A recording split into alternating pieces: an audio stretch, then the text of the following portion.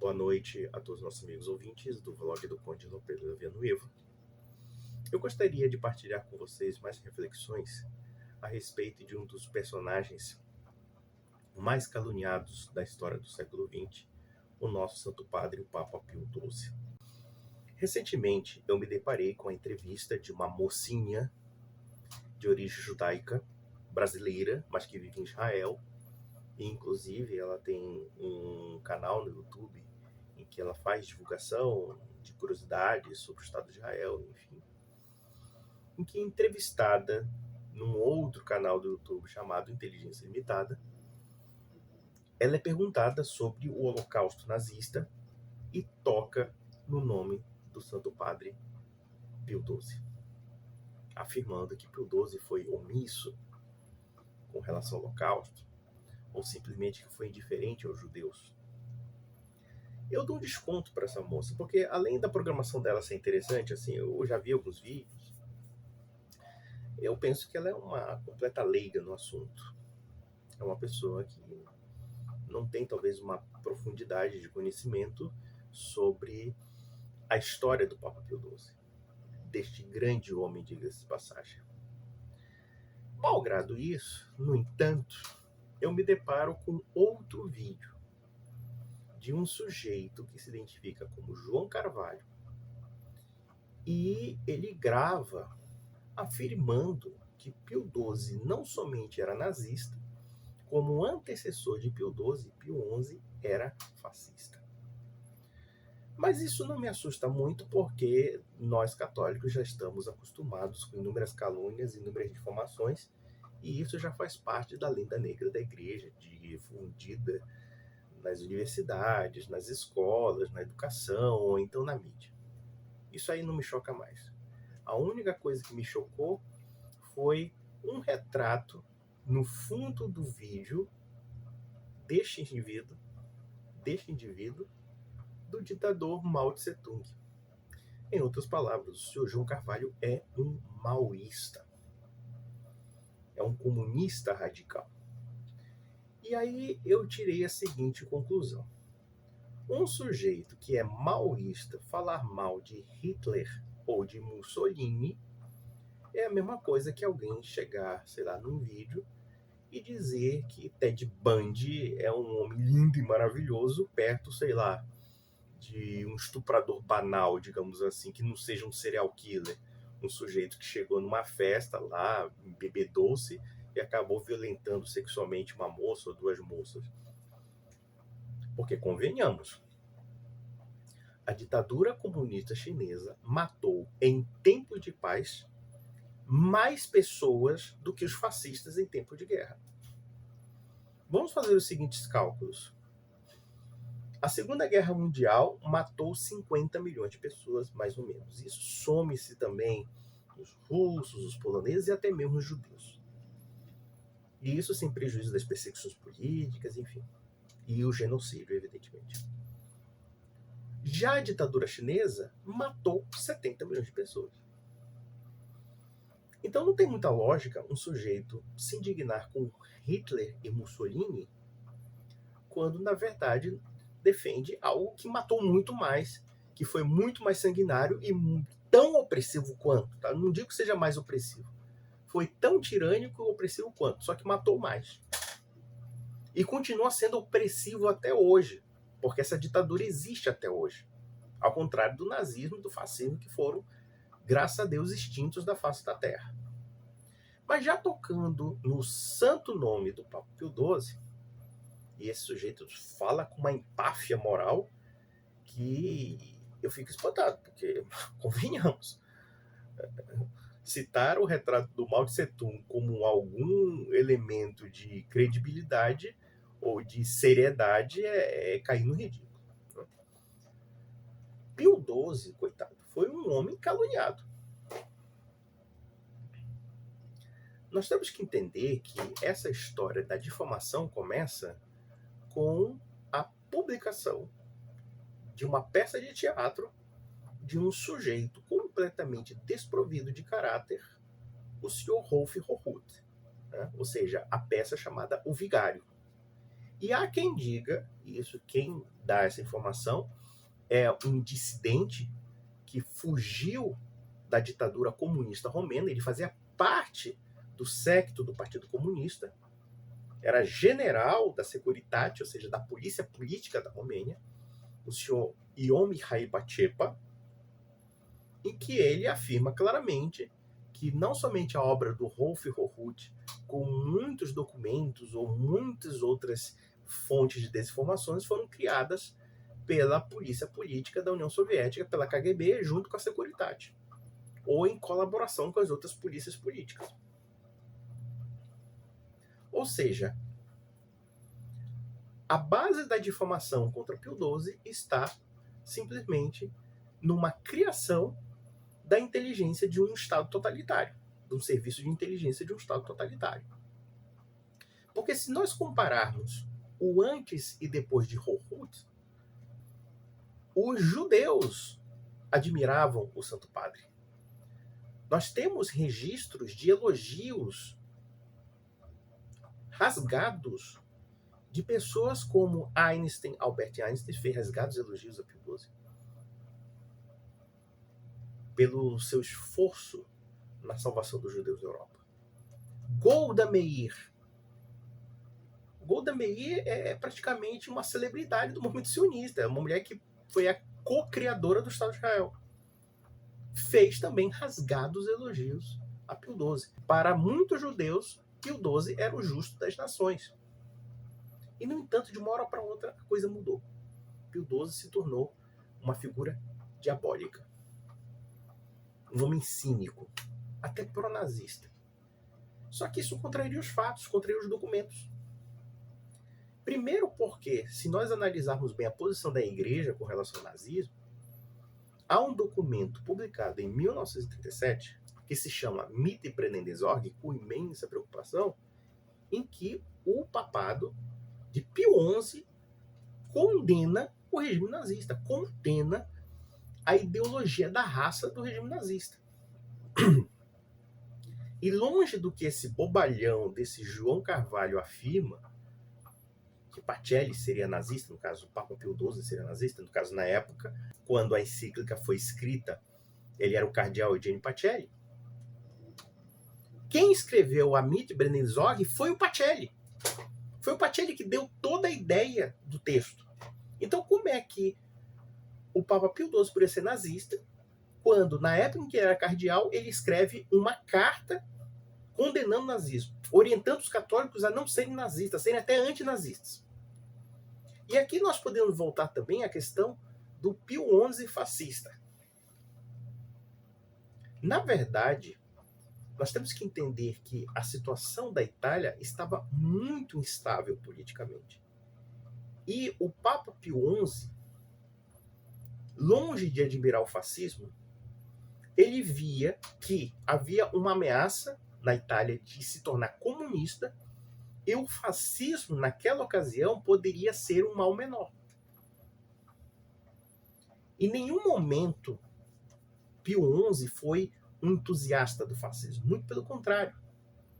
Tanto é verdade que nós temos aquela situação em que o Vaticano entra em negociação com o Estado italiano por conta do fato de que os estados papais foram praticamente confiscados em 1870 pela monarquia que unificou a Itália. Então havia uma situação de beligerância entre a Santa Sé e o Estado italiano. E quando Mussolini assina o Acordo de Latrão, o Tratado de Latrão, na verdade aquilo ali foi uma tentativa de sobrevivência da própria igreja. Uma tentativa de chegar a um entendimento.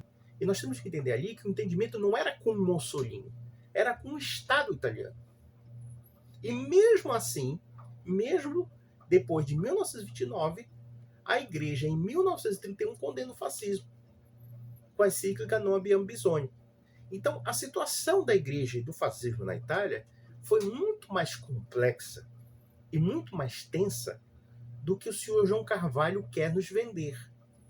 É evidente que, por exemplo, lamentavelmente, com a desinformação que se criou em torno de Pio XII, muitos acadêmicos embarcaram nessa história, inclusive acadêmicos judeus, porque nos anos 60 e 70 houve uma mania de denunciar o antissemitismo em todo lugar.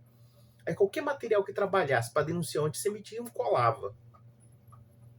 Inclusive, todo o desenho, toda a configuração da retórica do senhor João Carvalho, ele tira de 2 livros. Uma é do John Cornell, que publicou um livro chamado O Papa de Hitler, e vou dizer para vocês, é um livro que já está completamente desmoralizado, desatualizado. Ninguém dá crédito àquele livro. Ninguém que seja minimamente historiador sério dá crédito àquele livro. Por quê? Porque existem problemas metodológicos, existem problemas de documentação histórica que o próprio John Cornell não teve contato, porque ele afirma que teve contato com o documento Vaticano. Quando o pessoal pega o registro do Vaticano, ele só passou 2 horas na biblioteca do Vaticano. Olha, os documentos relacionados a Pio XII são centenas de milhares de documentos. Não dá para você resolver isso em 2 horas. Existem inúmeras implicações propagandísticas em torno da obra de John Cornell. E ele perdeu o valor. Ele pegou muita porrada pelo seu histórico. O outro historiador é o David Kertzer. E o David Kertzer, ele tem uma linha de pensamento que me incomoda muito, porque eu tenho vários livros do Kertzer. Tá? O Papa Mussolini, a Igreja, o Papa e os Judeus, enfim.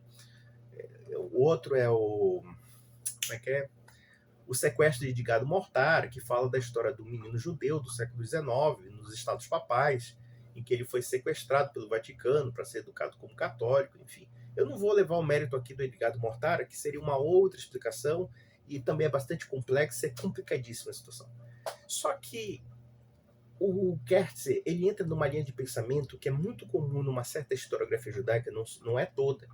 Não é toda a historiografia judaica. Nós temos que ser justos aos judeus. A judeus e judeus. Nós temos que ter muito cuidado com essa história de dizer, judeu é mentiroso. Não, não é bem assim. Vocês não conhecem a historiografia judaica. Eu posso dizer, a historiografia judaica é uma historiografia até muito honesta. Tem muita porrada entre judeu quando fala de história. Inclusive sobre o Holocausto. Sobre questão de quem foi responsável, quem não foi responsável. Eu acho que, inclusive, o mundo acadêmico judeu é um mundo bastante honesto, diga-se passagem. Apesar de ter certas tendências e linhas de pensamento que, no meu entender, nós podemos até questionar. E o Kertzer, ele tem essa linha de pensamento de querer encontrar na origem do cristianismo o antissemitismo. Aliás, a palavra antissemitismo tem um problema muito sério. Ele tem um problema de origem histórica mesmo. Porque ele acaba se tornando um conceito atemporal. Um conceito que perde o seu sentido histórico particular e acaba sendo aquela ideia de que se você criticar os judeus, se você não gostar de judeus, se você entrar em conflito com os judeus, é porque você é necessariamente antissemita. Ou seja, se tornou um conceito atemporal e não tem esse valor. O debate sobre antissemitismo só tem valor no século XIX e XX para cá. Os demais conflitos que os judeus tiveram com os cristãos e demais povos não se enquadrariam nesse conceito moderno de antissemitismo. Ele é um conceito bastante problemático do ponto de vista histórico. Por quê? Muitas implicações que envolveram cristãos e judeus não tem nada a ver pelo fato de alguém ser judeu necessariamente, mas sim questões teológicas muito mais profundas, de formas de pensamento, formas de mentalidades que são muito distintas das nossas, que é a mentalidade da religião. Nós vivemos numa mentalidade secularizada, uma mentalidade liberal, laica, em que a religião hoje em dia é colocada no âmbito privado, mas isso não existia pelo menos há 3 séculos atrás. Então esse que é o grande problema. E o Kertzer quer encontrar no cristianismo a origem do antissemitismo. Então ele precisa fabricar essa ideia de que a razão de existir do antissemitismo está nos cristãos. Então, necessariamente, esse tipo de pecha, esse tipo de mentalidade, é uma coisa que já se consolidou dentro de certo meio judaico. Aí, claro, se nós cristãos rejeitamos certos pontos do judaísmo, então logo vocês são antissemitas e logo vocês são um perigo para os judeus. É uma armadilha retórica aí. Só que existe um problema na argumentação do Kertzer. Isso é falso. Isso não é historicamente verdadeiro. E o Kertzer escreveu também sobre Pio XII. falando sobre a possível diferença do Pio XII, de que o Pio XII era um racista, esse tipo de coisa. E o Kertzer também pegou porrada pra caramba, inclusive do meio judaico. Eu vou, inclusive, indicar para vocês uns artigos em inglês aqui embaixo, para vocês lerem como é que é o debate público em torno disso. Mas já que nós estamos falando, né, de uma história ficcional sobre Pio XII, o que de fato é verdadeiro em Pio XII? Primeiro, hoje há grandes evidências históricas de que não somente Pio XII moveu esforços hercúleos para salvar centenas de milhares de judeus, como também, por intermédio dele, a guerra poderia ter sido terminada. Como? Nesses estudos que foram aprofundados nos documentos do Vaticano, que foram liberados pela Santa Sé, por vários papas, inclusive agora o Papa Francisco liberou mais ainda documento, aí os historiadores, opa, legal. Descobriu-se que o Papa Pio XII era o canal de comunicação diplomática entre os aliados, Estados Unidos, Inglaterra, principalmente Inglaterra, e a resistência alemã, que inclusive chegou a cometer um atentado contra Hitler. Pio XII estava até o talo envolvido com a conspiração, porque ele era o organismo diplomático. O que aconteceria, por exemplo, e nós soubemos que houve aquela Operação Valkyria, em que uma parte da cúpula militar alemã conspirou contra Hitler, inclusive botaram uma bomba debaixo dele, lamentavelmente não matou a bomba, né? O Hitler era realmente um capeta mesmo. Então, o que aconteceu? Fizeram um atentado contra Hitler, tentaram dar um golpe de Estado na Alemanha e não conseguiram. Até porque o Hitler não morreu.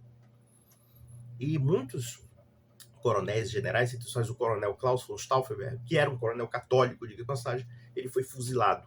Né?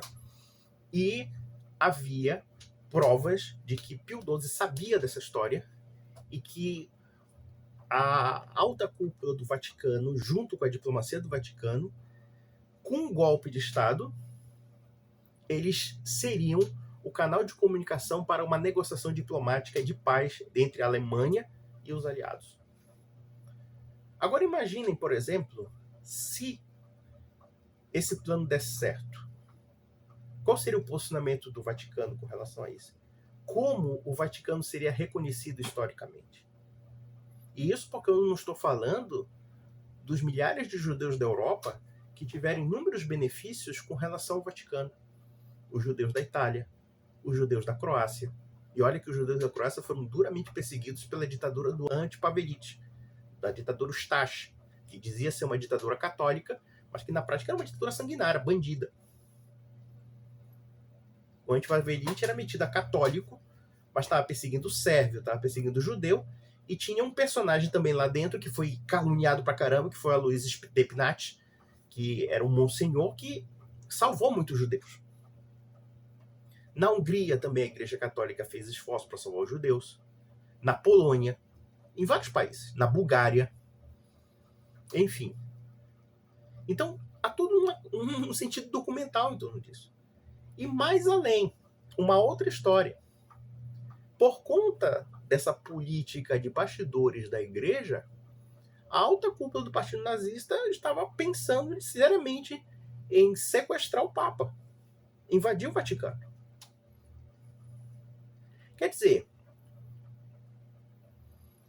uma calúnia sólida contra um Papa acabou se criando investigações mais profundas no sentido de redimi-lo, de mostrar que talvez na história da igreja nós testemunhamos poucas situações de bravura do clero católico. Porque, na verdade, quando o Papa Pio XII começa a liberar passaporte, eu posso citar para vocês um judeu muito conhecido aqui no Brasil, um grande intelectual, talvez um dos maiores intelectuais que o país já teve, de origem austríaca, que foi salvo pelo Vaticano. Chama-se Otto Maria Carpo. Otto Maria Karpov fugiu da Áustria por causa do nazismo, porque ele era filho de judeu pelo lado paterno. E diz as más línguas, eu não sei se eu já ouvi uma informação por alto, que ele foi procurar as associações judaicas não consideravam judeu, porque ele era judeu par de pai e não de mãe. Quem liberou a barra dele foi a Igreja Católica. Porque, embora o Otto Maria Karpov fosse um católico convertido, mas, sendo filho de pai judeu, ele estava ferrado, ele seria deportado. Porque o ódio nazista não era um ódio religioso, era um ódio racial. E muitas outras pessoas foram salvas pela Igreja Católica.